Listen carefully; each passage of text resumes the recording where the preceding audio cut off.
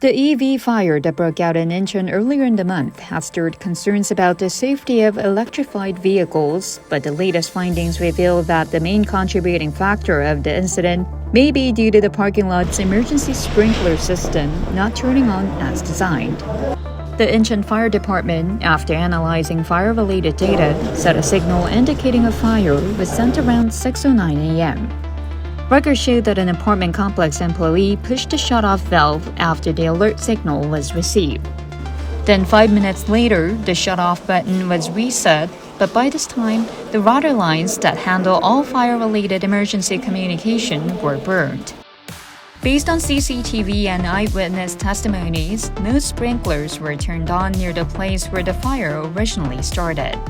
Related to why the apartment complex employee had turned off the sprinkler system, sources familiar with the emergency measures at large buildings, including apartments, said due to water leaks and malfunction, it's common practice to switch off the sprinklers.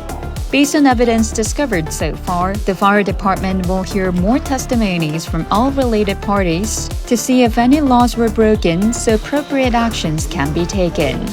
Meanwhile, with worries about EV fires mounting, Seoul City announced they plan to prevent overcharging for electric cars. The Seoul Metropolitan Government said it plans to recommend a 90% cap for charging all EVs plugged into underground recharging stations set up in residential buildings. This will prevent the full charging of electric cars. 저희가 할 수 있는 것 중에서 가장 직접적인 거는 충전을 그 100%까지 충전하도록 이렇게 하는 것보다는 조금 충전을 이렇게 낮춰서 하는 것이 배터리의 그 장기적인 배터리 사용 면에서도 유리하고 그 다음에 그 과충전을 예방하는 데도 효과가 있다라고 하는 전문가들 의견이 있기 때문에.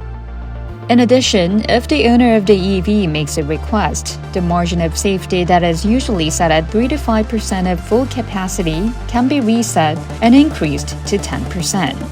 Such cars will be given certifications showing the EV can only be charged to 90% of full capacity. In regards to such proposals, many EV owners and car manufacturers oppose such a limit.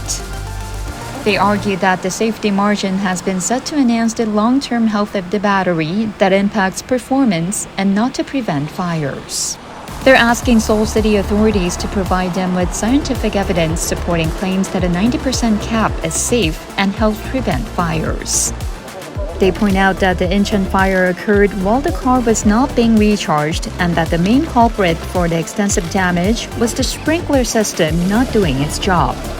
They argued that authorities should come up with plans to prevent a repeat of the sprinkler system issue instead of trying to impose other restrictions.